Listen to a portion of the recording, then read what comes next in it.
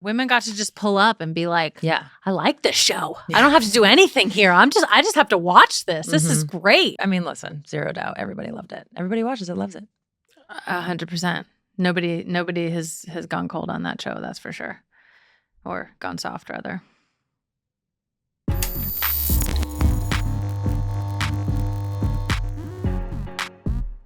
Welcome back to the show, everyone. Before we get started today, we want to take a moment to talk about Renee Good, the woman who was shot and killed by an ICE agent in Minneapolis last week.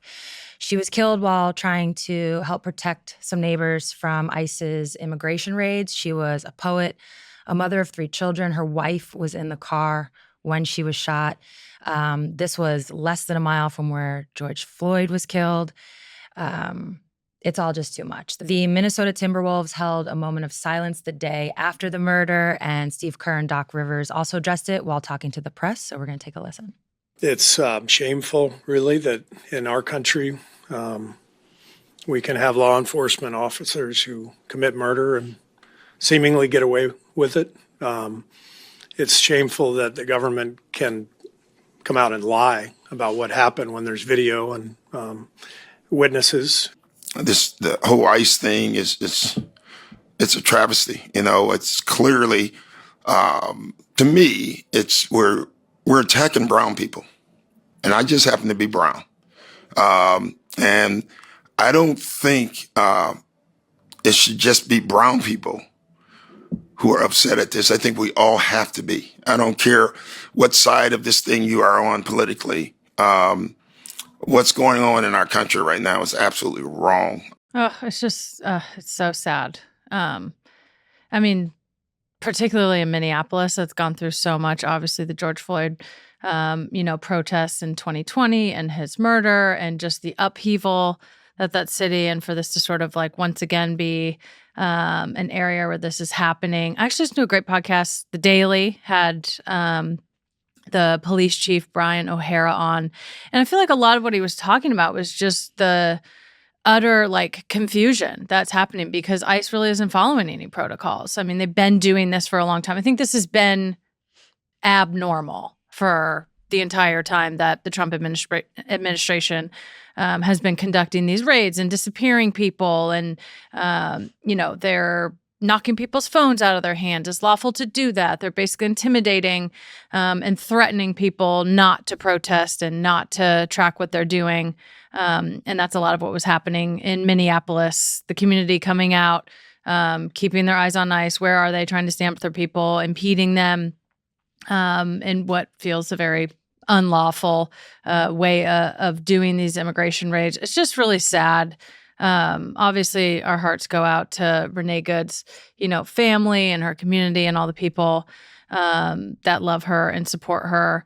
I love that Doc and Steve talked about this. Steve Kerr always is standing up and using that platform. It's actually something that when I saw this, I was like, oh, this is what I really miss about being an athlete, is to be able to interject. And I feel like that just gives a little more weight to it. It kind of pulls you out. Yes, we're talking about sports. They played a game that night. And sort of, there's a lot of people there that are talking about something else, but this rises to the level that needs to be talked about in all aspects of life. And I just I miss being, as I'm sitting in front of a mic, but I miss being able to change the subject to something more important like that. So I just always appreciate when players do that. I think it's super powerful. Obviously, when coaches are doing that, it's always really powerful. It's just, again, it's just so sad. It's hard to know what to do. It feels very overwhelming. Well, when people are, you talked about confusion, and Yeah. Steve Kerr touched on it. When people are telling you not to believe your own eyes. Yeah. When an administration is telling you not to believe your own eyes. Yeah. They came out and immediately had a verdict on what happened without any investigation, without anything happening. Yes. It's the classic Orwell. The last command they told you was to not believe what your eyes are seeing, or something to that effect. Just a little bit of resourcing. W. Kamau Bell has an awesome Substack who's with me. He recommended a few places to start. These are kind of some obvious ones, but effective. Nonetheless, you can call your legislators, 5 as in the number, 5calls.org. Of course, you can always register to vote. When We All Vote is a great resource for that. You can support your local public radio stations, your PBS local stations. They're still doing local journalism, which really helps, not having everything being put through the huge behemoth that is the national lens. Organizations like Brady United, who are working on gun reform, the ACLU. You can get out in the streets. You can donate to your local food banks, all the things. I think that there's lots of opportunities to get involved in one way or another and to stand with your community. Volunteer opportunities near me is a great Google search, and a lot will pop up right with that. But again, just so sad or outraged. This is so outside of the norm and outside of what's okay, and I think everybody has seen that. And I hope that the proverbial people will stand up whenever that is, in whatever way that is, whether it's midterms or elections or out in the streets, to just say that this is not what we want, not what we think is acceptable. But we really are in this together, and we are sending all of our love and solidarity, especially to those in Minneapolis and Renee Good's family. We're with you guys. A little bit of a tough pivot, but we also have a great guest for you today. Rebecca Lobo is joining us on the show. Can't wait to talk to her. Got a lot of questions, but it's time to start the show. I'm Megan Rapinoe. And I'm Sue Bird. This is A Touch More. Let's get into it. Okay. You guys had to have known this was coming, the check-in. CBA. Sue, check us in. Where are we at? What's going on? What do all these things mean? What's a moratorium? Put your newspapers. Do people use those down? Yeah. Stop reading immediately. No, I'm joking. Sue. Yeah. Real quick update for those that haven't followed. There's been 2 extensions. This last one expired on January 9th. So now the league and the union have entered what they're calling a status quo period, which is actually just like similar to what the extension was. They're operating on the old CBA that's like carrying them through as negotiations continue. Mm-hmm. So they will continue. No real update since January 9th, but they will continue. But real quick, there was like a huff and a puff around this moratorium that got thrown out there. All that was, it actually has nothing to do with the negotiations, nothing to do with anything other than because they're operating on this old CBA from, previous, we'll call it 2025, free agency is about to start.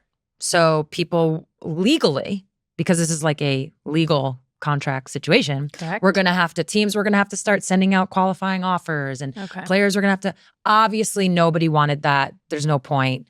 So this moratorium was just to like agree that even though they're living under this old CBA, they're not going to do some of the things that it requires on the days that it requires them to be done. So that's really all that's happening. I think what still is happening is the timing is continued. Like the longer this goes, the timing of free agency and the expansion draft and all the things obviously is impacted. I personally, just like outside looking in, don't even think they're going to be that impacted. It might be rushed at the end of the day. Okay. It'll be fine. It'll still be fine. The season will get off. But obviously, we're keeping our eye on that. The one thing I did want to talk about was just like the good news.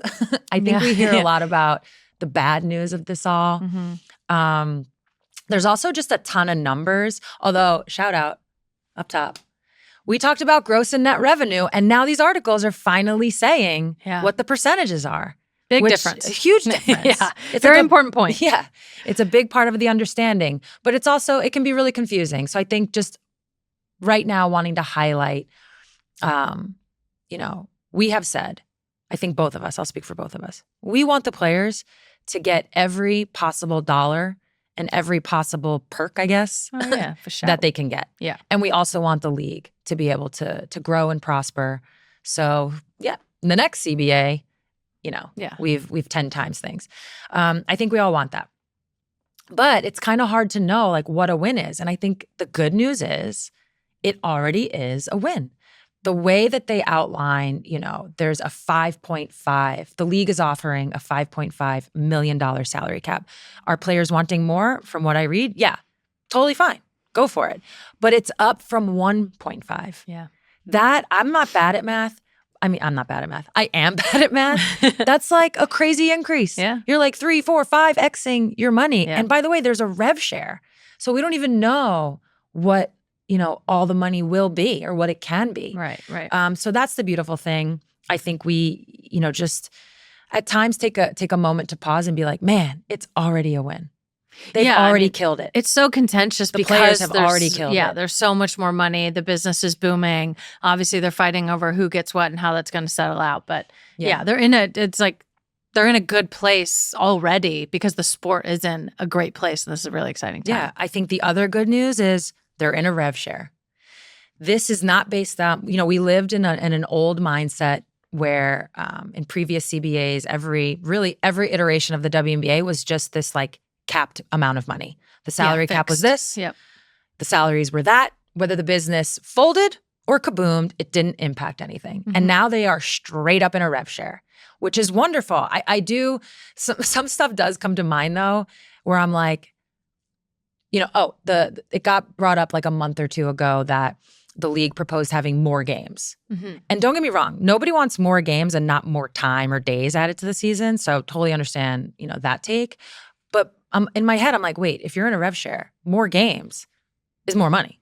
So it's like, you want to play more games. This is a good thing, right? Like building the business in that way is a good thing. So I think that's the other thing in the like world of reframing. Like, oh, you're in a rev share now, which does bring me to just some of the conversations around it. It's like both sides, the owners and the players, it's a rev share. So you want the business to look good. Mm-hmm. You want to start talking nice about it. Yeah. These are just kind of the realities. It's a branding exercise. But something I wanted to ask point. you is, and I do have one other business point to make, but I do want to ask you first, the WNBA, and you've been in scenarios where you've had to use like the microphone in front of your face to make points, to highlight maybe discrepancies. The WNBA for a long time, the bringing things to the forefront has benefited us. It was the only way people would know what was happening and or listen, and it usually meant change. It worked. So what is like, when do you start to figure out when, for lack of a better, public shaming, it's not going to get me what I want anymore, even though it's kind of it's been what's gotten us to this point. Yeah. Have you experienced that? I have. Yeah, for sure. I mean, it's a delicate balance in a line that you have to toe. For so long, that was women's sports like ultimate card that we could play. One of our only cards. Oh, we both played it time and time again. and it was legit. And we needed to play it. We couldn't even get to the other bigger things or the more important things without playing that one. And it can be and has been an incredible. I mean, you've talked about this. The only time, things get done in the WNBA is when players publicly shame the WNBA about it for X, Y, and Z. It can be incredibly effective until it isn't. And I do think that we're about that point in the W where it's like there's lots of revenue, there's lots of potential investment coming in. There's lots of investment that has already come in. Mm-hmm. Now there's lots of potential investment. And what are you telling those people? Now it's a branding exercise for the entire league, for the players, for the league, for everybody of like, oh no, this is what we can do. This is what we're doing. This is our growth opportunity. This is where, obviously both sides, they're in a negotiation right now. And the reason it's just contentious is because there's a lot of money on the line for both sides. The reason it's contentious is because there is money on the line. There is revenue, right? So both sides want to keep as much of that as possible while continuing to grow the league. And I do feel like it's time to update, evolve, change the strategy, probably on both sides to like a more growth out mindset out of the like, no, you did this, like come together. Obviously you have to, iron certain things out, but come together. Ultimately you're going to have to stand on some podium with some microphone somewhere as a group, as the two sides and be like, we're good. Invest in us. Mm-hmm. And I think that is something that I want everyone to keep in mind because there's an amazing opportunity right now with literally billions of dollars coming into this space. And those billions of dollars want an ROI. And if they're not comfortable with what the business is or the relations, particularly the labor relations, or if there's uncertain labor relations happening, it's going to be less certain for them when they want want their ROI back. Yeah. So I think that's all sort of part of it. It's really hard. There's not like a simple answer to it. But I do think we're at that point where it's like we have an incredible opportunity to grow this business. Let's get to that. Yeah, I do remember during your own negotiations, you got like 2 great pieces of advice. One was what you just said, which was, hey, at the end of this, we're going to be standing on a podium with them. Yeah. And we want to feel good about it. And the other one was you always want to feel like you won in some way, shape, or form. Yep. Right? You don't want to set yourself up to not feel like you won. I've literally carried that up until just now. Yeah. Shout So out I Molly. appreciate that. The one thing I did want to also address, because I've seen it a little bit on social media, is the potential confusion around, we're going to call it the 42-42-16 of it all, which is that, as everybody knows, a couple of years ago, the WNBA sold some equity. So 16% got sold to investors. So now, I actually To raise money to fund the league. Yeah. Yeah. I will start by saying this is all like very loose, but it's accurate, but it's not, there's definitely details and nuance, and you know how it goes with equity. There's nitty gritties and all the things. But 42% is owned by the league, 42% is owned by teams, 16% is owned by this outside investment group. But the things I've been seeing online, and I think there's confusion as if the players in this negotiation with this rev share are only participating in like 42% of it. I don't know. I just keep seeing that as if this investor group is taking, or if I don't know if it's league, which 42% they're referencing. It's one of those 42% is not included. Everything is included. The players essentially get their share before any of that happens. I think the better way maybe to say it is in reverse, which is there is no splitting of that revenue before the player share. Right. So just to like course correct that. Gotcha. Like that's for sure. I know a lot of people have asked me that. I've seen it online, so just wanted to address it. So even though we're waiting for CBA, we're waiting for expansion draft, free agency. The good news is there's still a lot of basketball to talk about. A lot of b-ball A being lot played of basketball too. being played. Unrivaled started January 5th, so we're like a week or so in. Yeah. A lot has happened. I know. First of all, 2 new teams 2 new before we even teams. get to the basketball. Expansion came to Unrivaled, as it is coming everywhere in women's sports. So there's 8 total teams now, and increased roster spots up to 54 players. So that's great. More opportunity for players making money and playing hoop and getting better. Some names and faces that you haven't seen, unfortunately. One of the league's founders, Nafisa, is out. She's got, we all saw the said ankle in the playoffs, in the finals. It seems like she's going to be maybe having surgery on It's a double ankle stitch. one or both of the ankles. Yeah. I don't know what's texted going her, on. I was like, I hope Mila knows how to cook Push- for you. Push a wheelchair. Can bring you for a some second. coffee. Yeah, something. Mila, get on it. And obviously Sabrina also announced that she was out with injury, and Angel is not playing in Unrivaled this year. But there's been a lot going on so far. So Sue, break it down for us. Yeah, I think you already mentioned Nafisa's injury. That's just a bummer. Just given I know, bummer. everything. Yeah. Big I hate bummer. it when people are out. I know. What you have seen, and by the way, so Nafisa's on the Lunar Owls. She's back on there it is. She's back with her squad. Skylar Diggins hasn't played yet either. So this is a team without 2, of their top players. Yeah. That's given Marina Mabry a chance to kind of show out. She's been, killing. She's like tops in points, tops in assists. I'm a huge fan of Marina. They haven't gotten a win yet, but they're right there. They're knocking on the door. Last night's game, they it was like the last couple of minutes of the third. And for those that don't remember, with Unrivaled, they play 3 quarters, and then whatever the score is at the end of the third, they add, I believe it's 15 to do that elam ending, and then whoever gets to that target score first wins. Yeah. So there's always a game winner, and that's what makes it exciting. You also mentioned Sabrina being hurt, not playing this Unrivaled season. But with that, they brought her on. They're going to be bringing her on the broadcast from time to time. So she joined this past weekend. She was great, just like super insightful. They actually had Kalia Copper on as well last night. We're recording today is Tuesday. So last night was Monday's games. And it was great. It's like they give the insight that when you're a player, you vibe with. And I'm assuming when you're, a fan, you're getting educated. So it's really great to listen to them. I think they both did a great job. It is. I feel like everyone always wants more player perspective. It's just different. It's interesting. I mean, I think with Unrivaled in general, like you're not going to bring a player on the broadcast or ESPN for a WNBA game. Like you're just not going to do that. That's like not appropriate. This is like loose and fun. So you can do different stuff and showcase players in different ways. I think that's a great idea. Yeah, they also do some, in-game interviews, which, at times don't always hit. But I actually think the player in-game interviews have been great. They've been pretty good. I mean, I actually love it. I know people aren't fans of these, but I do love when a player's getting interviewed and like their teammate does something well, and in the middle of their answer, they're like, yeah. I actually really like that. Yeah, takes you inside the game. Yeah. I mean, early MVP, it's Chelsea Gray without a doubt. She's averaging like over 30, over 5 assists.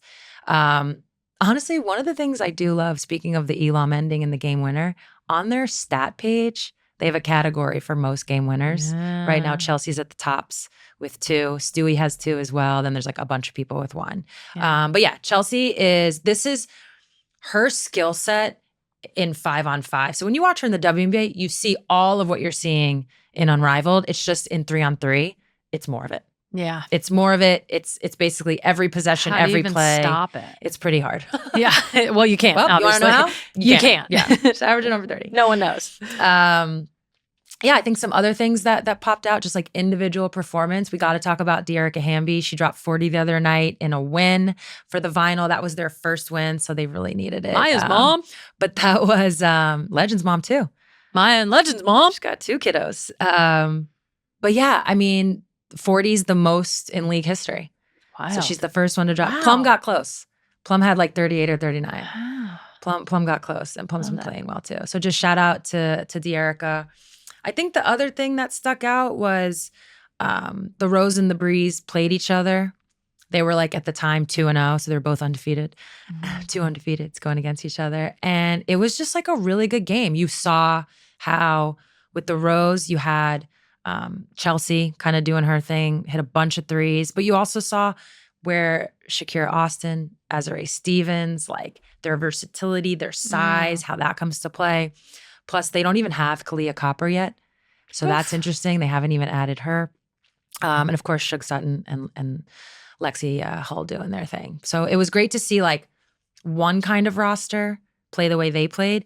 And then the Breeze, who, everyone's talking about their youth, which I can't tell. They either hate it or love it or like love to hate it. Yeah. No disrespect. But they're really clicking, and they have a bunch. I talked about this on Bird's Eye View. They just have a bunch of Swiss Army knives. So you have Paige Beckers, the head of the snake, but then you have Dominique Malunga. You've got Cameron Brink, Rakia Jackson. I mean, those are 3. I keep using Swiss Army knife. Do everything. But it hits. Do everything. And then, so it was cool to see them. It was just good to see like 2 top teams go at it early. So that was really fun. There's 7 more weeks of regular season games, plus the one-on-one tournament on Valentine's Day. I hope they really weekend. play up the Valentine's Day weekend of it all. Like, why not? You know, put some flowers out there, get some roses. I don't even know why, just because it's on Valentine's Day. Okay. Like, get some chocolate in there. I don't know. Sure. Special pink jerseys. I don't know. Maybe. Do it. Hey, why not? I could just see you in a one-on-one tournament like that. Because you know how they did it, right? Like they announced each player, you got your walk-on music, and then they met kind of at half court. Yeah. Would you give a Valentine's Day Rumble card? Royale. Like, I love Would you try to kiss him on the cheek? For or like, sure. I would be doing something. Because Lord knows I wouldn't be winning that one-on-one I'm so glad tournament. you didn't play basketball. I would have hated you. Nox. Worked out for the best for both of us. Totally. So yeah, there's a lot more basketball is really what the point is. So check it out. And I think it's time to bring on our guest. Speaking of talking about basketball. Let's go. Let's go. Our first guest of 2026 is Rebecca Lobo, the definition of a woman's basketball OG. I know Literally. she loves that. She played in the WNBA in its founding year, 1997, with the New York Liberty. She was in the league when I first joined, and I got to play against her. But let's be honest, as a UConn legend, I was looking up to her back when she had the Kangol hat on. For the last 20 plus years, she's been an analyst and a commentator at ESPN covering women's, college, and professional basketball. She also has a podcast with her husband that we're going to talk about. Please welcome to the show, Hall of Famer, Rebecca Lobo. Hey. Welcome to the show, Rebecca Lobo. How are you? I'm great. How are you guys? We're good. Okay, before we get started, I just want to remind you both that This isn't the first time, Sue, that you have interviewed Rebecca, and we're going to pull the tape, and then we're going to roll the tape. Welcome to another installment of Between Two Birds. Today's guest, one of the OGs of the WNBA, Hall of Famer and now ESPN analyst, Rebecca Lobo. Welcome, Rebecca. OG. Oh, thanks. You like a O, a triple OG. Is that original or old? You can, whatever you want it to be. Original. Do you remember that? I do. It would be hard to forget putting on, was it blue? The blue neoprene outfit. Yep. To sit down. Yep. Was it at one of the All-Star games? Yeah, That you were doing all those? Of course I remember. Yes. Oh, what a good To time. really know Sue is to have been a guest on Between Two Birds. That's true. Yeah. You're an OG in a whole different way. yeah. Maybe that's a quadruple OG. It's a tier above the rest. For what it's sure. worth, people call me a triple OG. That's good. So, yeah, maybe- I think there's nothing bad about being an OG. I totally agree.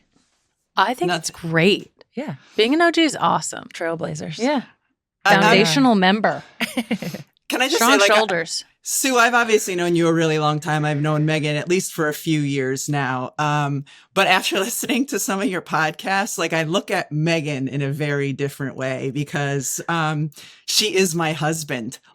All of the things that she does that Sue might find slightly annoying and awesome, I'm living out through my life too. So anyway, Megan, I look at you differently now that I'm a little bit more caught up on the pods. I was chuckling this Thank you. morning as we were exchanging some texts, and Megan was like, "What are you laughing at?" So I had to share one. And I was like, Rebecca says her husband would definitely cut her favorite shirt. He would cut my favorite shirt. And I was like, Sue, do they not realize the reason they have time to read all these books is because we're doing all the other stuff. We're doing all of the stuff that takes the time. And I feel sometimes seen. sometimes you're sitting in your room and you're a room of your apartment or your house and, they're reading their book. And I'm like, don't you hear me going here and there, doing this and that while you're sitting there reading your book? Yeah, you know what I'm thinking? I wish she would quiet down. Yesterday, actually, Oh, you're calling yourself out? When I was Because I was about to call you out. yesterday when I was taking a nap, Sue started playing clips on her phone, and I was this close to saying something, and then I realized, oh, those are Between Two Bird clips. Oh, she's preparing for the show tomorrow. And then I nestled into my nap and slept for On an hour. volume -2. I was literally had it up to my ear because it was so low. But at one point I was working on our little run of show and I was doing my thing. And I was about to ask her a question. I was like, meh. And then I was like, oh my God, she's napping. You fell asleep as I'm working. While reading my book. I have to tell you, Exactly. I don't know I've ever been internally angrier with my husband than it was probably 20 years ago ish. And I'd gotten a book, I think it was for Christmas. And we had a newborn. I think it was our oldest daughter. And I was so busy with our daughter.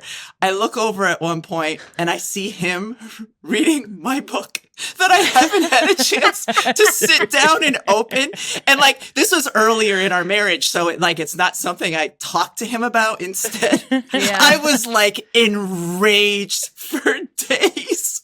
I was so bad. Oh yeah. You just sit there and read my book while I nurse and change diapers and do this and do that. So anyway. Yeah. Honestly, maybe we should just stick with this. We have so much basketball talk to get into, but you and Steve do have your own podcast. Yeah. It is called The Ball and Chain. Can you Yes. tell us, where did this originate? Who's the ball? Who's the chain? Give us the whole Well, rundown. I guess that's the big question. Yeah. We started it 5 years ago. We haven't done one in a while. We're picking them up again. But people would we would be with friends and talk. And I'm guessing this might have been the origin for you guys. We would be telling stories with friends and they're like, this is actually really funny and interesting. And this kid named Denny Gallagher, that's a man now that Steve was mentoring, he was at Marquette at the time, or right after he was at Marquette. He's like, you guys should start a podcast.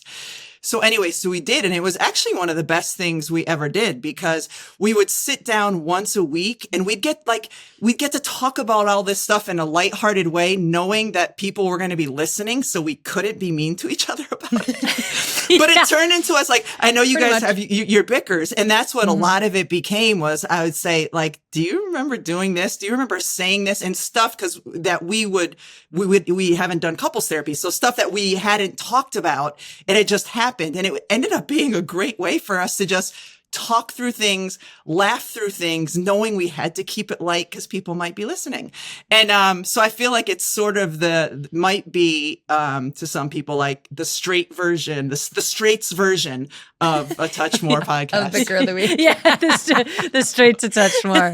It is honestly the best and quickest way to unearth existing dynamics and just bring them out to the fore. It's going to come up like immediately. Listen, I'm not going to lie. Some of the better parts of sharing our bickers, which it sounds like you guys do too, is when people are on your side. Yeah. Yeah. You get a lot of when people the on when your the side. fans in the comments really support you in the bicker. Yeah. It's, It's a good way for you to unearth. because it takes all the of- fans commenting Yeah. for Megan to see sometimes. Oh, Well, I was going to say, like, what's the percent? Because when people comment, most of them, almost always, are on my side. And it feels great. So, like, what's your percentage of, like, Same. Sue wins and Megan Yeah. wins? Sue's winning all the time. I'm batting 1,000 over Yeah. here. Sue's winning all the time. Yeah, pretty Like, much. it's my best shooting percentage Yeah. in my life. It's true. You are It's engaged to Sue or you are engaged to Steve in a way, Steve. and I am, Yes. and I am with Megan Yes, here. So, I am yeah. to Steve as you are to Sue. I Yeah. love it. What's making you guys reboot it? Why are we bringing it back? We never intended to stop it. life Life, just kind of yeah. got in the way. It was like last Yeah. February, and I'm traveling everywhere, and he's on deadline every week, and we've got kids. Oh my gosh, I It, can't like, even imagine. Life just got in the way. And so I'm sure for you guys, like, you have to make it a priority. It's like anything in life. And that's one of the things Steve always says to me. I'm like, oh, I wish I had more time to read. He's like, you have time for what you make time for. If you want to have more time to read, make more time to read. If you want to have time for this. And our kids are older, so that's actually true now. It used to be Yeah. you didn't have any time to make for anything other than kids.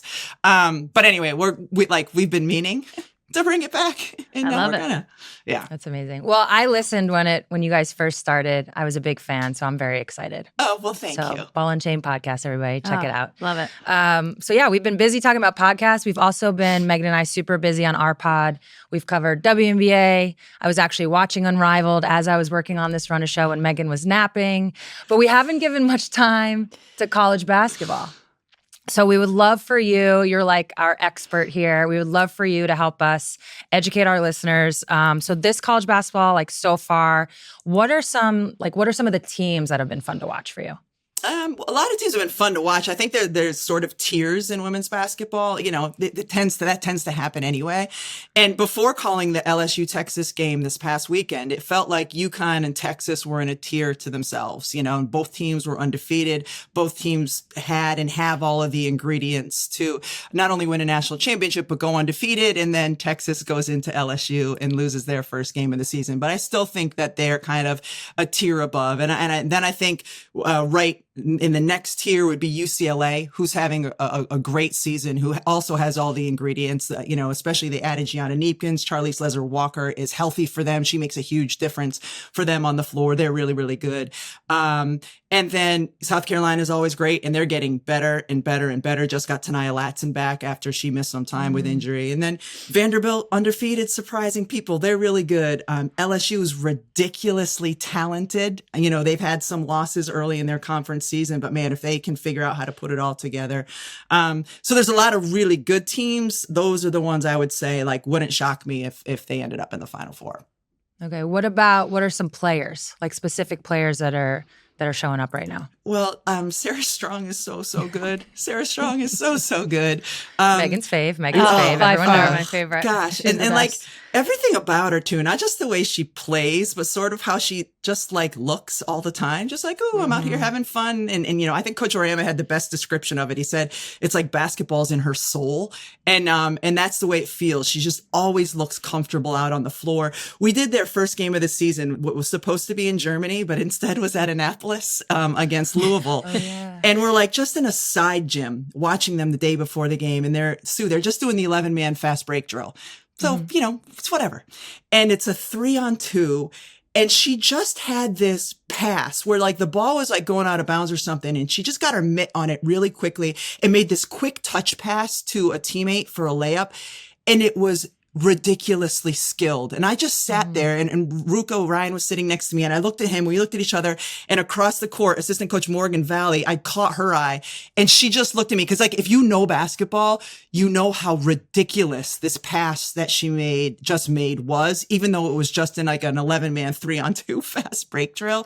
And she does that all the time. And so like, I just delight watching her play. She's so unselfish, so good, just has a feel about the game that's different.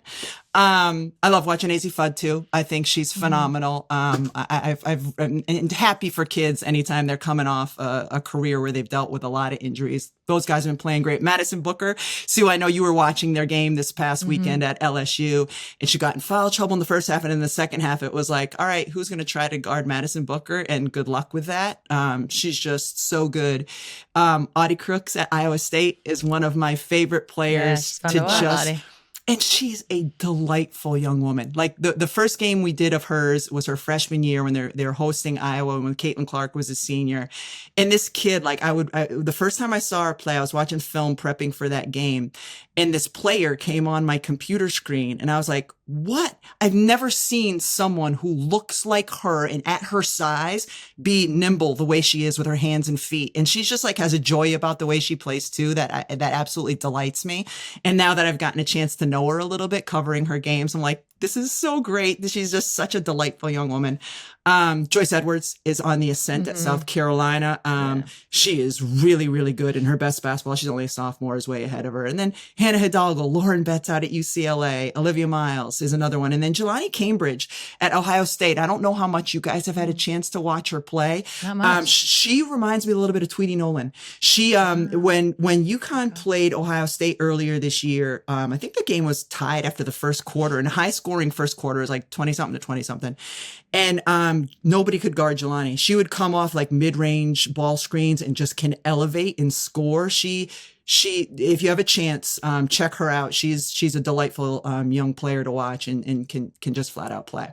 Oh, I definitely will. A Tweety Nolan comp? I know, that's some like OG shit you guys are pulling out. Literally, out right here. Like that might be running to unfair, the but you know, there's just not because there's not a lot of players like that. No, exactly. And she probably doesn't have the same lift that Tweety has, but like in her body type and like her skill, I think if you watch, because you and I are pretty eye to eye usually if we text about comps for players, I think you'll see that a little bit. Okay. All right. So something we have seen in college basketball for sure over the course of like the last month or so, a lot more upsets than we usually see. I'm sure you saw Kim Mulkey had a take on this, but I am curious what your just thoughts around that. Like the landscape of women's basketball, a lot of upsets, usually a good thing, but people are raising their eyebrows. Well, I think there's reasons that there's upsets. Number one, a lot of teams don't play strong non-conference schedules, right? Like, so they come into their conference schedule and they're undefeated, but they're also in a lot of ways untested. So I think that's part of it. And we've seen that a little bit, and LSU would be a good example of that. But that's how Kim Mulkey has always done things, whether she was at LSU or prior to that at Baylor. She likes to kind of build her team, help her team get confidence in their non-conference, play a lot of games in their home state, and then roll the dice. And she's unapologetic about it. Like we had one of their game earlier this year against Duke, and she said, you know what? She said, the way you get penalized for losing a non-conference game now too by the NCAA selection committee. She's like, we've won a national championship as a 1, 2, or 3 seed. This is the way I do it. And, you know, she's got 4 national championships. I think she's done it pretty well. So I think that's one of the reasons we've seen some upsets. Another one is like, you look at a roster like, okay, why has Iowa State lost 3 in a row? Well, Addie Brown's been injured. You know, even the first game they lost, she was a shell of herself, and she's missed the couple games since, and she's one of their most important pieces along with Audie Crooks. You know, Kentucky loses. Tayani Key has been out with injury, so that's a piece of it. And then a third piece, and I hadn't really thought about this until this morning, Sue, when you had sent me a text that we might talk about it, is because of how the non-conference is structured now and the way teams get paid to play in these different tournaments, there's just not enough true road games. Like South Carolina, Texas played South Carolina and UCLA in back-to-back days. But I think that one was in Vegas. Like wherever it wasn't on the opponent's home floor. So to Texas's credit, they did play at South Dakota State this year, a really hard place to play, but they didn't play a top level team on their home floor. And as I'm calling the game in Baton Rouge on Sunday, like it was an incredible environment. The student section was packed. The fans there knew exactly when to erupt and when to help their team. And so you don't have that anymore. You have a few true road and home and home series. Like, USC this year plays at Notre Dame, and last year Notre Dame played at USC. Phenomenal environment. Same thing with UConn, USC. It's different this year because Juju was hurt. But last year when USC came into Hartford right before Christmas and beats UConn on their home floor, that shows a lot. And there's just not those games anymore because everybody's taking the payday to play in these, neutral sites. So next year, South Carolina comes to play UConn at the Mohegan Sun because then it can be a payday. And the environment will be great there. But you won't have a packed student section in the entire end zone. The following year, when UConn plays South Carolina in Charlotte at the Ally tournament, it'll be pro South Carolina, but it won't have that same student. It's not the same. So I think the part of the upsets that you see in conference play is not only, all right, the opponents are much better, but it's, Sue, and Megan, I'm sure it's the same in soccer. You're like on the true neutral road. site. Yeah, Hate neutral site. Right. Sucks. We did the game. It was a neutral site, made for ESPN game, but it was Baylor, Texas, but it was played in Dallas, which great for me because Dallas is easier to get to than Austin or Waco. Facts. But the crowd was fine. It was fine. There was no juice. Yeah, it's there was totally no different. juice there. And I know, and which side would have had the more fans anyway? It's kind of a Texas game. But like next year, and I give ESPN all kinds of credit for getting this, is, you've got UConn playing LSU in Nashville. Will that feel like an away game for either of those teams? Probably not. I'm thrilled that they're playing. That's a great non-conference game for both schools. Would it be better if it was a home and home where next year UConn's in Baton Rouge and the following year LSU's in stores? I mean, so I do think that plays a part in why you see some of the early conference upsets, because most of them do happen on the road. Yeah, no, it's a great point. I mean, I played in 3 Final Fours. I've said it on this pod. One of the toughest games I ever played at Holy Cross.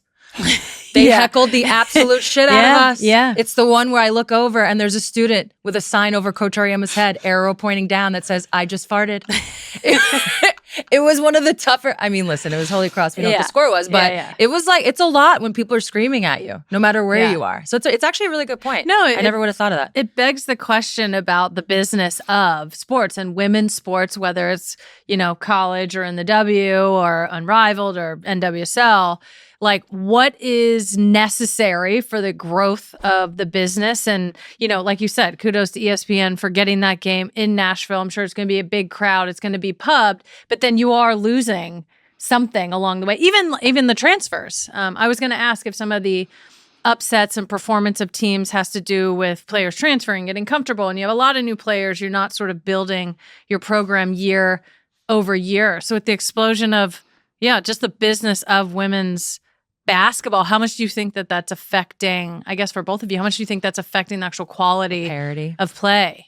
Just even the quality and parity in the I think just the quality of play.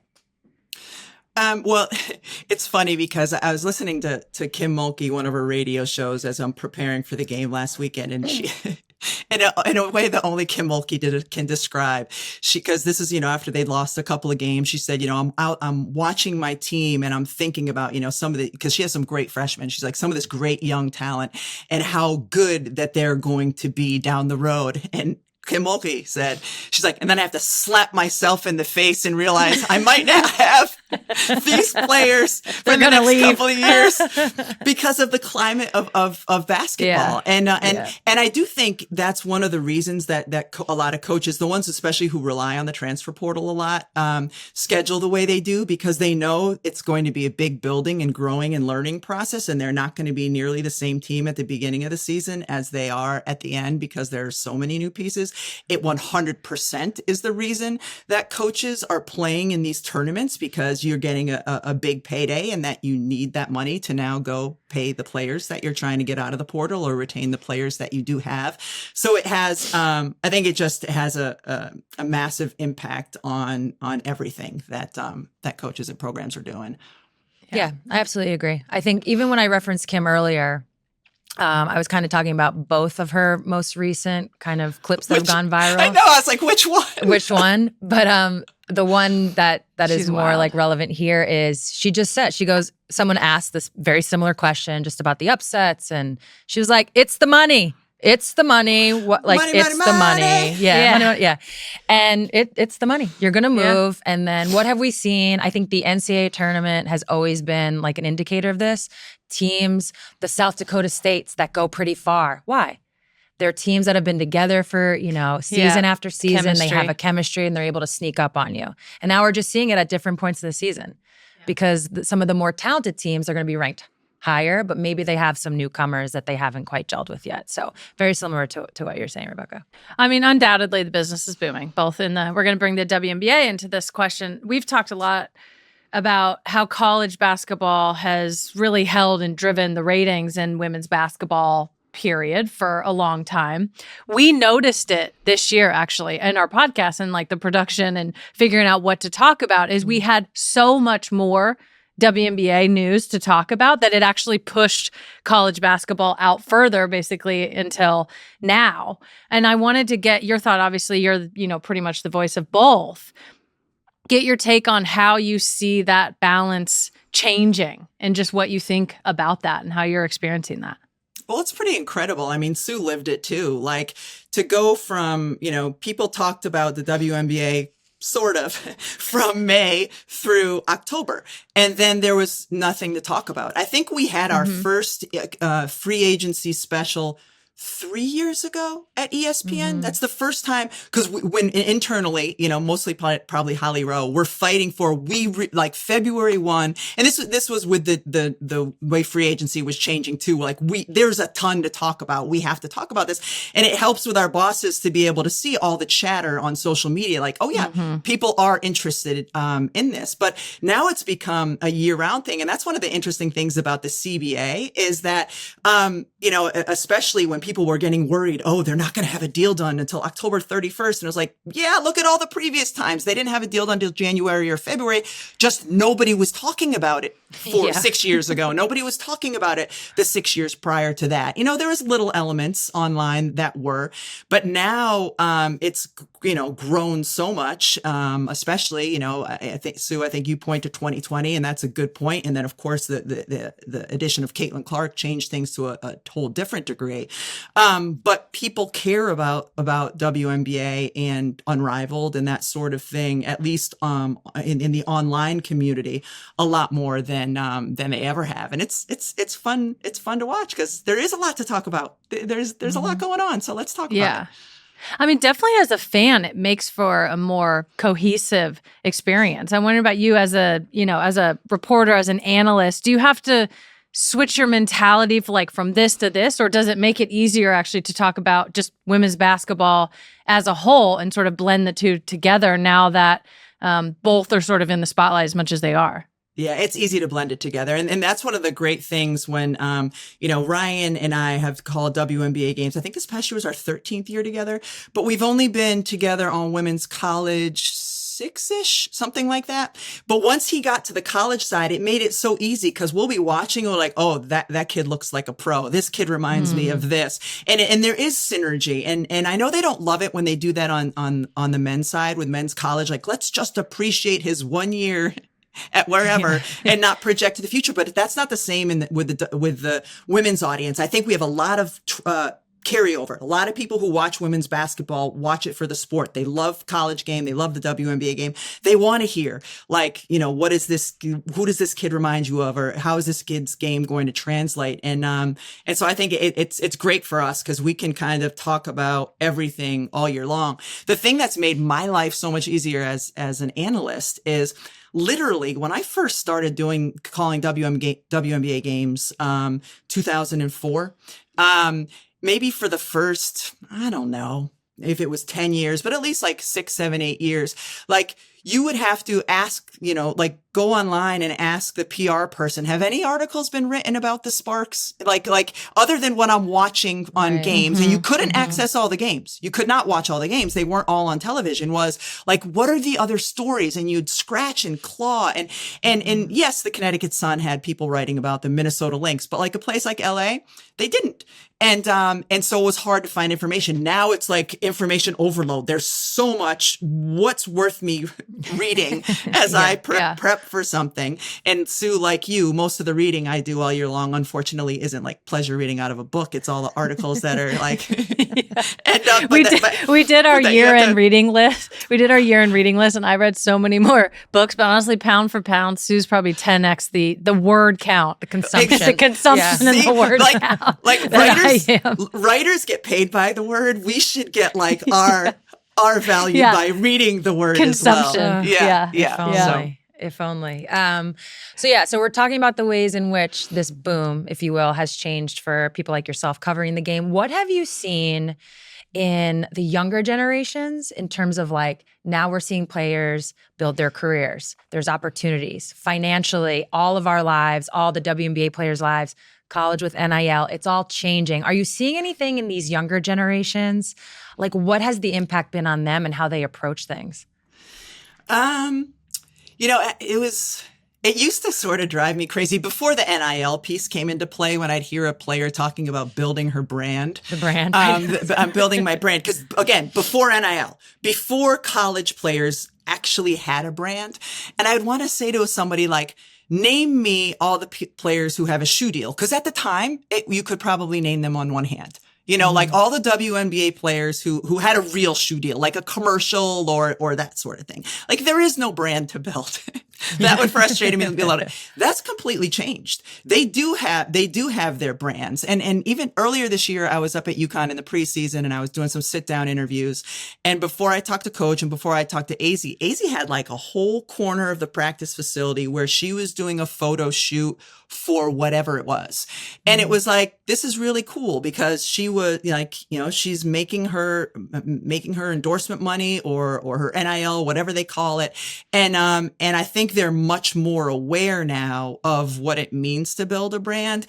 And for me, as long as that they understand, and this is the part that might get tricky, like when you're in college, especially, and in the WNBA, any team sport, like, the team brand still has to be more important to you than your individual brand. You have to build your individual brand, but the team brand has to be a priority. And I'm not always sure that that's what's being reinforced.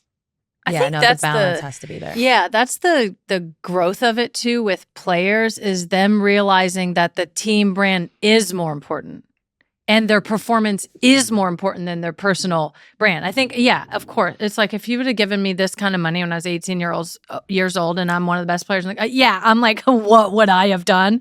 But it's also like if your team is good, if you're winning, and you can build your brand off of that, like that's what's most important. I mean, you look at the best superstars in any sport. The main thing was the main thing. They keep the main always. Thing, and it's a growth period right now. These kids are getting a lot of money. That will sort of, balance itself out, I believe. And the cream always rises. I think Paige is a great example of that, of like, she had so much so young and is so talented in building that brand in that space, and also realizes that if I'm not good on the court, none of it matters. You might be able to be okay for a couple of years, but outside of that, nothing matters. Can I just add one thing there? And I think it's a great change that we've seen maybe in the last 5 years. And maybe my time frame is off a little bit, but when what we saw early on when, Instagram starts booming or TikTok starts booming in women's sports was that it wasn't always the best athlete and the best player that had all the followers. It was the most attractive woman and the most attractive female athlete. Then the great thing that I've seen over the course of the last, again, maybe it's 5 or 6 years, is that that's no longer always the case. Of course, in a visual medium, it helps if you're attractive. But now people, I think, respect and appreciate and follow players who can just flat out play. And it's not for the sort of the mainstream fan. It's no longer just the one who looks the best doing it. Absolutely. No, that's 100% true. Yeah. Can I ask you guys a question? Since we're talking about this, because you think about what you may have made when you were in college if NIL existed. I come from a humble background. My parents were teachers. I did not have much money when I was in college. I would 100% not trade the era that I played in terms of no social media, no criticism constantly at your fingertips for whatever, or no being out at a bar drinking a beer, worried about somebody taking a picture of or a video of you, because those things, cell phones weren't really a thing yet for me. I wouldn't trade it because you had to have a freedom and I think a mental health that was much healthier than what the kids have now. Even when I look at what the possibilities would have been for me to make, I'm still super glad that I played in my era. So I'm curious what you guys think about that. No, it's a great question. Do you have a quick answer? Yeah, I mean, I do not envy the kids growing up in the social media era. I think it's getting a little better now, but the kids that are, probably 20, 4, 5 to, 18 to 24, 5. We weren't talking about we are now. Now, of course, kids are you're not having social media. We're doing anxious generation. You're taking it out of schools. But they really grew up where it was oh, yeah, I guess it's fine for you, And then put on top of that, you're some sort of public figure, you're good at sports. I don't envy that at all. I think it's incredibly difficult. And for kids' brains that aren't fully developed, of course, they're going to get snagged up in that and your self-worth and all of that. I am envious of the money and the opportunity and the resources. And we were just talking the other day, the rigmarole that we had to go through to get a Pilates and get your own massage and go to the gym or find a field or, all of that stuff. Yeah, I'm envious of that. Of course, I would have wanted to play in a more progressed era. And at the same time, we got to go out and have fun and not have a phone in our face. And even now, we feel that now with just being in public or the phone in your face or this, you have to be aware of it. And that just sucks. That's just a sucky thing to have to go out and be oh, can I be myself and enjoy myself and have fun with my friends? Yeah, it's a little bit of a Sophie's choice, I think. I don't think I would change it. Yeah, I think I would keep my experiences. I want to go to Huskies or Ted's and not worried about camera phones. Truly, that's the first thing that came to mind was just all the shenanigans that we got to experience together. It made it so fun. But it's if I could have a perfect world, I'd keep that part of college and then I'd get paid in the WNBA that we're getting. Yeah, getting paid now. Yeah. So I'm gonna hit the middle. Yeah, I'm gonna hit the middle. Yeah. So we've already joked about the OG stuff, but I would love it if you had some just some stories from the early WNBA days. I think people really take to those, even when I tell them, because it actually, for you especially, it was it wasn't bad. It was kind of popping. Yeah, it was that's the thing is people talk about the early days. I'm are you kidding? They were great. When the New York Liberty this version of them, when they made the playoffs for the first time in Brooklyn, Sandy Brondello's the coach. This is before Stewie comes, but Sabrina's there, and Ryan and I are doing a game at Barclays, and I was wow, this feels like it did at MSG in the early days. We had celebrities sitting courtside. We had 16,000. We were selling out Madison Square Garden anytime that we played the Houston Comets. Living in New York City in particular, because we were right in the city, being invited to movie premieres and going to different events, that really was the existence for us in the first 4 or 5 years of the WNBA. And Sue, I heard you talked about it on the podcast. were staying at the nice hotels. This was before they decided to stay at Holiday Inns and other places. Were like, I'm like, oh, we're at a Ritz in Cleveland. This is amazing, you know? And yeah, there were the commercial flights, and sometimes that's how you found out where you stood on the roster, because like if a flight was canceled and they had to end up like taking they had to split up the team onto 2 different flights. You knew, like, if you were important, if you were on the flight that got in earlier. And So true. The support staff and like 3 or 4 players might be on. You never wanted to be with the support staff. Yeah. Poor When that guys. happened, I know. Poor things are always in the worst situation. Oh, especially when I was coming back from injury, man. I had some of those support staff flights, and nothing hits you like the support staff. It's really true. It's really true. No, I think it is a really important point.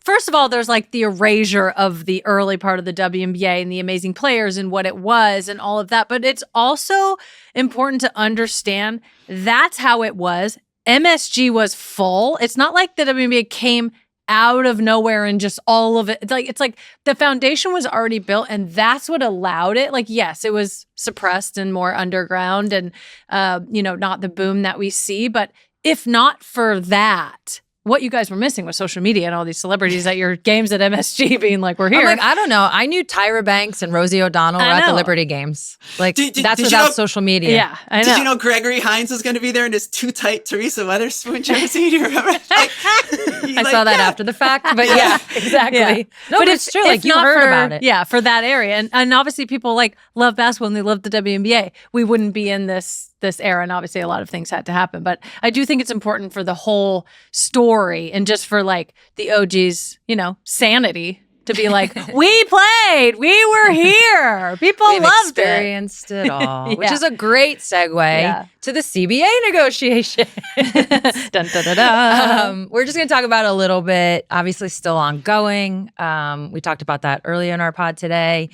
You actually were quoted somewhere saying this is the first time you have zero fear around the league folding, right? Which I totally know what you mean. It's like in other negotiations, there was always not like it was actually going to fold, but it was like, hey, we got to figure this out. How are we going to do this kind of a vibe? All right. So from your perspective, what should be like the high priorities for this agreement? It's been interesting to kind of see how it has all evolved. And one of the things that strikes me is like the deal that, as you read it, that the owners have on the table for the players. And, I'm not privy to all of the information, but like, it looks like a pretty amazing deal. And that, like, if the players took the deal that's on the table right now, they should feel great about it because it's huge salaries. It is a degree of revenue sharing. It's going to allow the owners to continue to invest in the product. I mean, having a practice facility, having all the things that Sue and I played all those years without. Like my New York Liberty team practiced at the Brearley Middle School on the Upper East Side on a court that was middle school size. Like that's just what we did. I'm hopeful. It seems like the sides are farther apart than they should be, though, for this point in time. And I'm hopeful that they'll come together. I don't know that, from what I understand and the people that I've talked to, that the owners have that much more that they can give in terms of revenue share or in terms of max salary. So calm and cool and heads have always prevailed in these negotiations, and I'm hopeful that they do. One thing, I want for the players to get absolutely as much as they can get. I'm thrilled for them in the climate that we are with women's basketball right now. It's booming, and the players are the reason for that, or a big part of the reason for that. Some of the rhetoric I've heard from their side has been a little bit troublesome. Like when a deal is presented that's over $1 million max salary and revenue share, it's called a slap in the face. Like it's that just use different words. And I'm worried that the players might be getting to a point where they might be losing some of the support from the public. And I think that's been a big part of this all along. Like when we were at All-Star and the players put their, pay us what you owe us shirts on, it felt to me in that arena like the players had 100% support of the from WNBA fans. I'm doing a game early in the playoffs. This is before Nafisa has said anything about the commissioner, and the video comes up in Vegas with Kathy talking, and there was like a minute straight of boos. This is before Nafisa's comments. Again, it felt like, wow, the players have 100% support of the fan base in the WNBA. And as these negotiations have gone on, it feels like some of that is waning. And I think some of it has just been some of the language and the verbiage and that sort of thing that we've heard from the Players Association. I think the players just need to be a little bit more careful with how they're articulating things, because if you're working whatever job, a max salary of 1.2 million, average salary of 500,000. If you don't think it's fair, that's fine, but don't call it a slap in the face. I think that there's there are things that need to be done a little bit better when it comes to the language during these negotiations.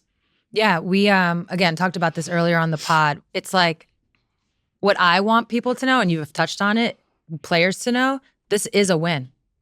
Yes, you should negotiate the deal because we are in a negotiation. And there are, of course, things on the table that probably haven't even been able, probably haven't gotten there because of the salaries is what the money is what they're figuring out. We've all heard about housing, but then there's like the core, different areas of the maternity leave I know they're trying to tweak. Probably haven't even given that time because they're stuck on the money. But this is a win. Like, this is a win. You have won. Now go get more. Like, try to get more. Absolutely. It's a negotiation. But I think that needs to be like the reframing of the starting point right now. Yeah. I mean, nobody should feel from what we have understood is to be the baseline right now in the offer, and hopefully it goes higher for the players. But if it remains what it is, no one should go away feeling like this is anything other than an awesome deal, for the players. Again, get as much as you can get. But it's like any negotiation. When your hopes are up here and you fall short of it, and then everybody goes away disappointed, you're like, wait a minute. You still won. And actually that was one of the things about All-Star as I'm, and I understand that there was the meeting between the league and the players at All-Star and the shirts and everything. That was an incredible celebratory weekend for the WNBA, for the players, for the league, for the fans. And it felt to me at the end, there was it was like a, oops. Nope. as my AirPod perfectly timed pops out. Yeah. But it felt kind of like there was a little bit of a disappointing feel because of the, pay us what you owe us. And you felt that there was acrimony at the end of a weekend that felt like it should be this incredible celebration of the players and the league and the fans and everything else. And I hope we get back to the place where we can just celebrate everything that's happening in the league. Yeah, I mean, we're in an incredible period of growth in women's sports in general, but certainly in the W, yes, labor negotiations are always kind of like that. But ultimately, both sides have to give a little bit. Both sides have to hurt a little bit. Both sides want the same thing. Everybody wants there to be a W season. So I agree, to be able, which I have full faith in, because it would just be unnecessarily catastrophic and dumb for there to not be a WNBA season. Like, the business is booming. I'm excited to get, to the point where we get a deal and, more money. Talking about free agency. More money and investment can come in, and, those types of people feel comfortable putting their money in the W because they know there's going to be a season. We're going to have crazy free agency. That's going to be awesome. But I agree. We got to get to that point, but everybody's got to come to the table. Okay. Before we let you go, we're going to get you in the hot seat a little bit. Sue's going to put you through a little bench start cut in a minute. But first, we're going to do a little rapid fire for you. These are, friendly. Rapid friendly fire, rather. Okay. First. So here we go. Most memorable game you've ever called. Oh, most memorable game I've ever called? There's so Yeah. many. You've been doing There's this a so long time. many. You can name a couple. This There's isn't so this isn't many. supposed to be a Like there's series, there, like Minnesota, LA, some of those final series. Sue, what's the game where you just absolutely went off in Seattle against in the Phoenix. the semis. Yes, and that's one of my favorite Ryan Rucco calls ever. Is that game? Like he was just that was so fun. He had to pull out call after call after call after call. He had deep in the bag. And Ryan what's was great deep is in the bag. and like they don't have the camera on us, and obviously for obvious reasons. But if like when Ryan gets excited, he starts like standing up and making calls. And I think in that game, like you had a bunch of them where he's like and making his gestures and like just because the moment is so big and he wants to know bring his voice out. So that was pretty great. Some of the New York Liberty Finals games against Minnesota, both going whether it was Courtney Williams making the 4-point play or Sabrina's, late three. But one that was like memorable and somewhat meaningful for me is this past national championship game when UConn wins number 12. And the reason for that is I'd worked as a sideline reporter or a sideline analyst or in the studio for a number of their championships, like the Stewie years and that sort of thing. But since I became a game analyst on the Final Four, I'd called many of their Final Four losses, but I had never called a national championship for them. So that was kind of cool just to like be part of the soundtrack of a UConn national championship win. So that was fun for me. You and me both. As soon as I showed up, we started losing every that freaking was Final Megan's Four first. national championship game that we went to. I was like, what the fuck is this? That was Megan's first. This is bullshit. I thought we won all the time. This is supposed to be fun every single time. No.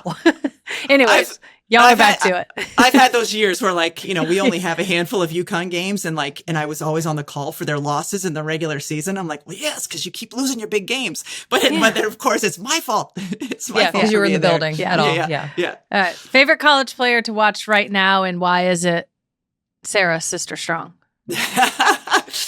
It would be Sarah Strong. She's the best. Gosh, she's just the best. And she's so incredibly skilled, so talented. Her demeanor's perfect. It's not about her. She never celebrates herself. Like that's the kind of player that I just love to watch. Incredibly highly skilled. And then probably my second favorite to watch would be Audie Crooks, just because as we've talked about earlier, she's an absolute delight. Yeah. Most underrated part of the WNBA today. Ooh. The most underrated part of the league? Yeah, like the play. Oh, the play? Because where I was going to go was, well, it's not underrated anymore, but we used to say like years ago, all the W needs to really take off is a reality show that really shows how these women are off the floor. And now we have it, now we have stud buds. Now we have like people live streaming and like, being out with their relationships and all of those sort of things, the things that kind of made the league juicy that nobody knew about. But we know about those things now. So one of the most underrated parts of, do you have something in mind?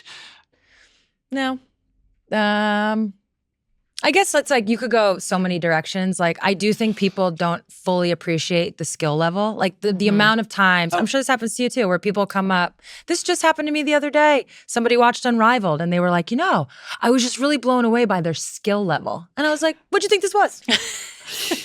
What do you think we are? That they can dribble? I don't get it. Yeah. You know what I hear a lot of actually, and this is fair, and it's for people who, even if they've watched on TV, not until they watch in person, they're like, wow, how physical it is. Physical, You hear that all the time. And especially now, because it's too physical and they need to clean it up, and hopefully they start working on that a little bit more. But the amount of contact that happens in a WNBA and to a degree in women's college, I think surprises a lot of people when they watch more on television than they do in person. All right. Best player you ever played with?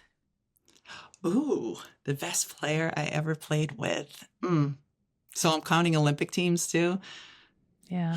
Whichever direction you want to go. My favorite teammate was probably Jen Rosati, just because she and I came up together and we were coaching together now. Yeah, we were each other's road dog. Like, if I didn't really want to go out on Tuesday, but the guy she was interested was going to be out on Tuesday, then I'd go with her out on Tuesday, and the upper deck. What was it? The upper deck still upper for deck. you, Sue? So she would probably be my favorite. But when I was on the 96 Olympic team, that thing was just, stud filled.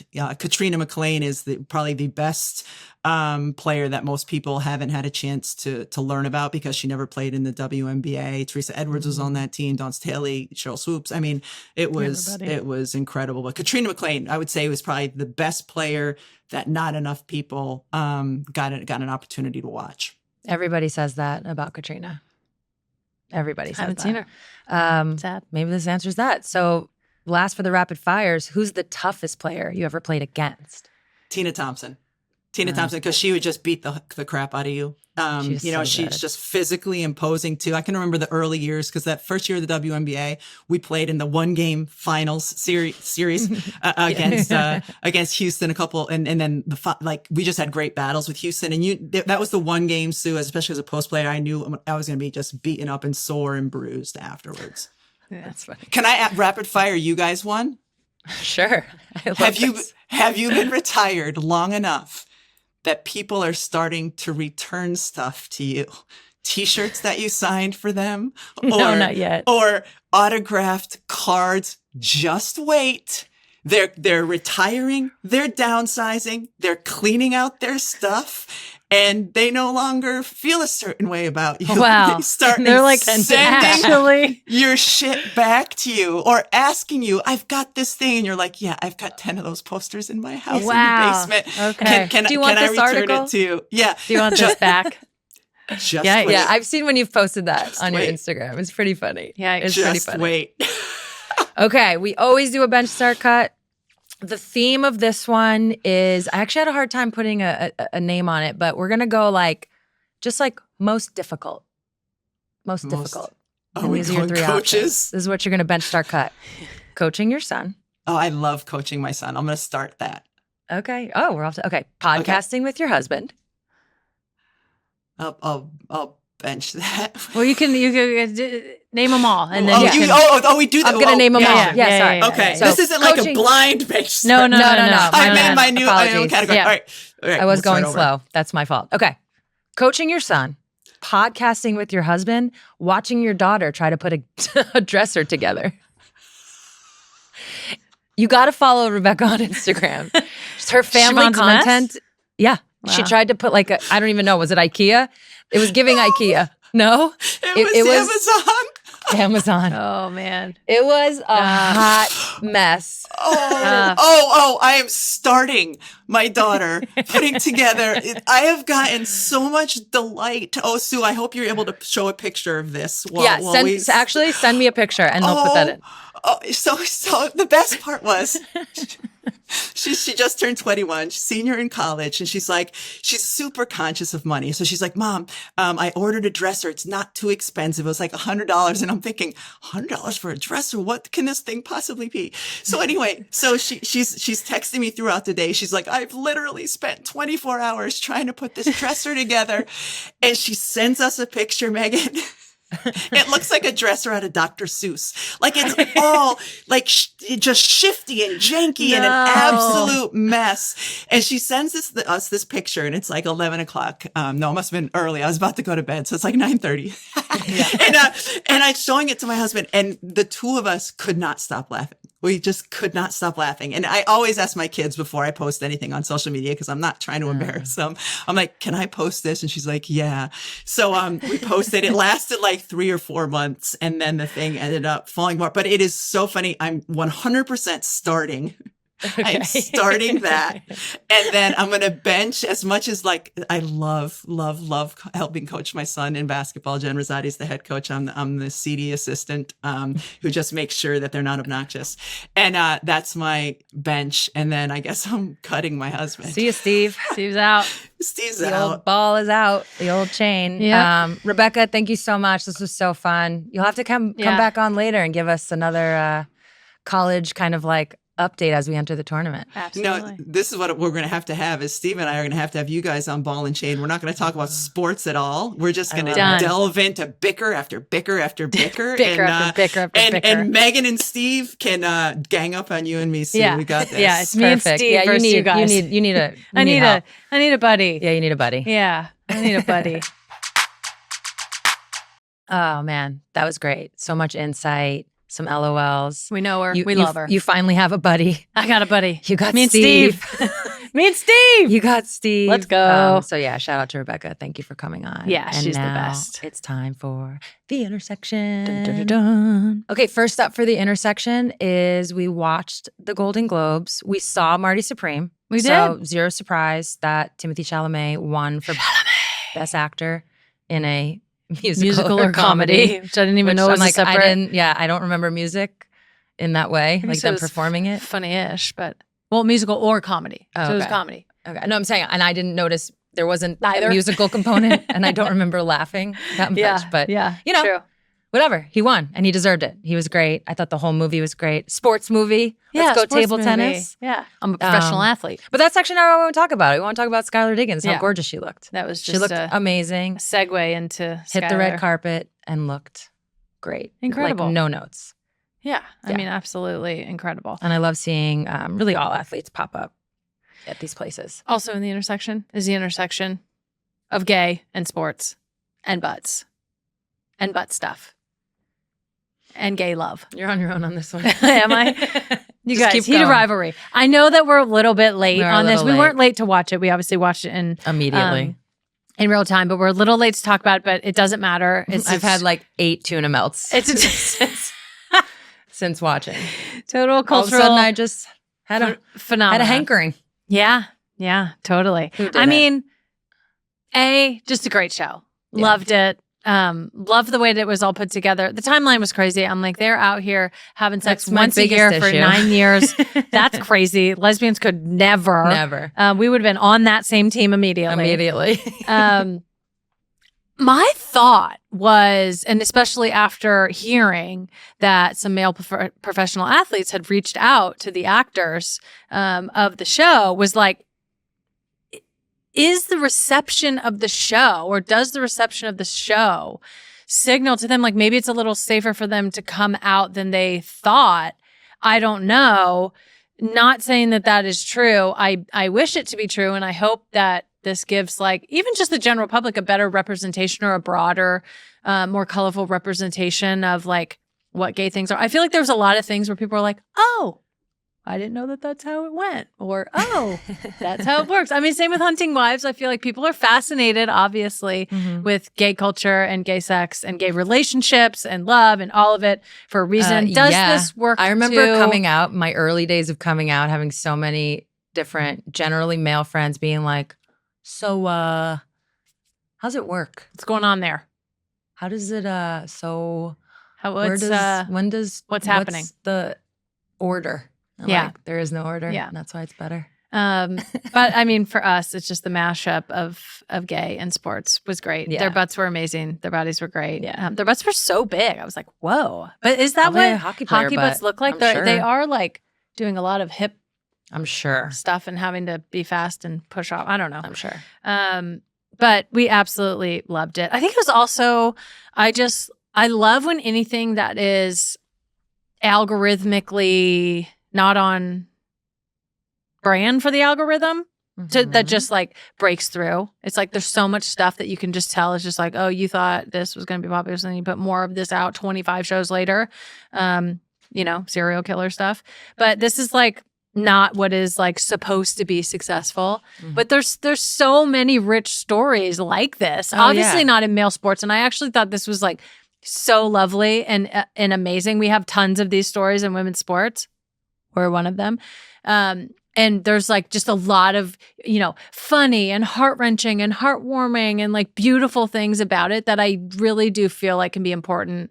And just like coloring a better picture of gay people and acceptance, and like you see it and you see the love in it, you see the humor in it and all of it.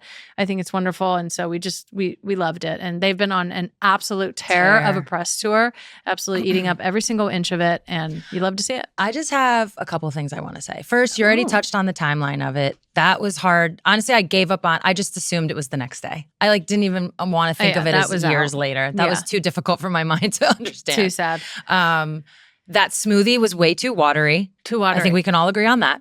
That was in between a then juice call it and a juice. smoothie. Yeah, call it a juice. Yeah. Call it a juice. Those combos are good though, with the banana and the blueberry. I'm sure the world, That's a good combo. Capitol Hill right now in Seattle is definitely sold out of blueberries and bananas For in sure. every smoothie shop. For sure. Without a doubt. Yeah. And I think people who wondered like, oh, why are women so into this? Not just gay women, straight women, all women. And I think we can agree, me and you, but really most people. It's because you're watching something where there isn't like a power dynamic. Yeah.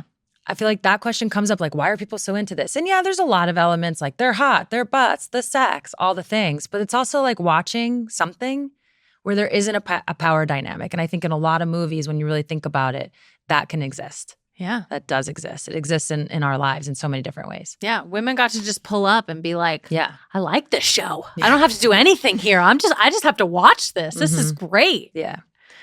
So we loved it. We all, listen, zero doubt. Everybody loved it. Everybody watches it, loves it. 100%.